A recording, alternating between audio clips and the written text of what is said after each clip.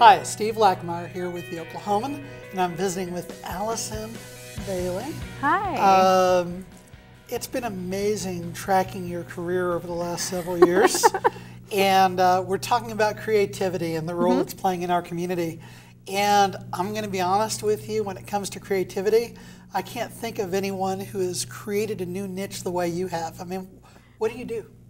Well, local retail is my passion, and so everything that we do relates to that.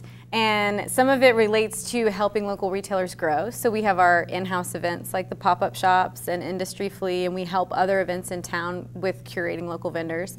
And then growing beyond that, some business consulting. We provide services to the retailers there and partnering them with local developers that are good for them. And so those local retailers have a place to plant their roots and grow. So we kind of see them all the way through. And then ongoing services while they're a brick and mortar established retailer. So.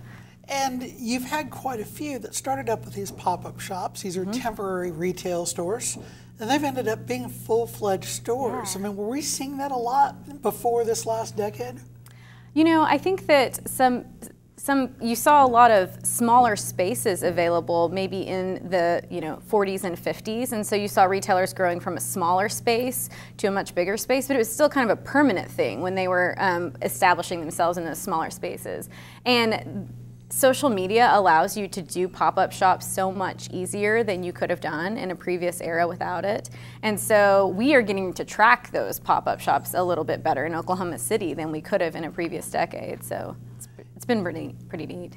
And we have the photo behind us of the igloos that were Yeah. your pop-up shops introduced a couple of years ago for winter holidays.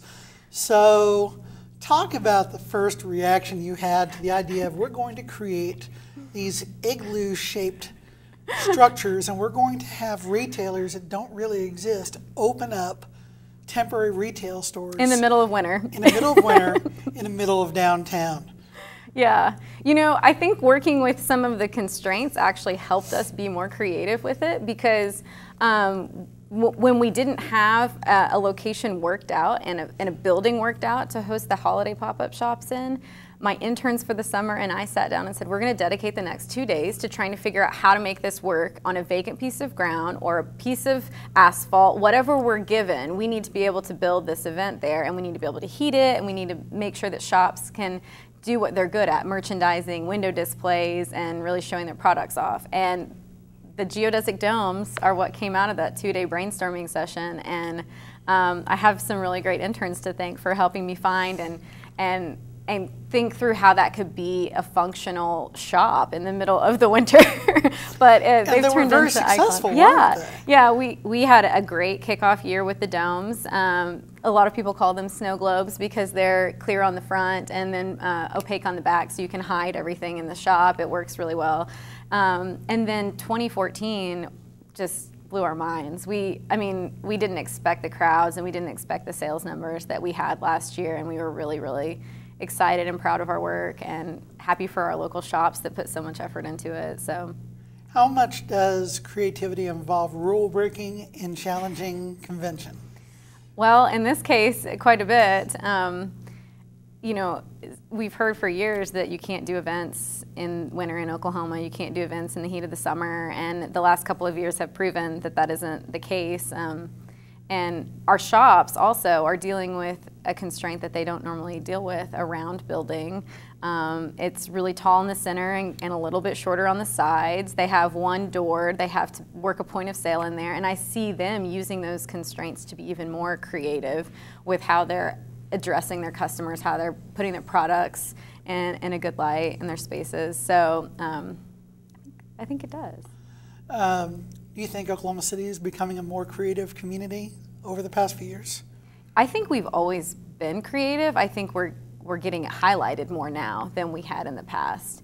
And we have more of our creative people staying and wanting and not looking at it as a temporary location until they can move somewhere else. They're staying and saying, I want Oklahoma City to be my home, and I'm going to build a life here as a creative and make it work. They're seeing more opportunity than there was in the past.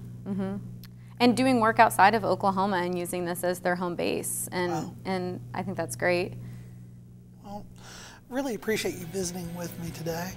You can follow our creativity series as part of our Outlook coverage and continue to read news about Allison's work downtown and throughout the city involving pop-up retail and special events in the Oklahoma.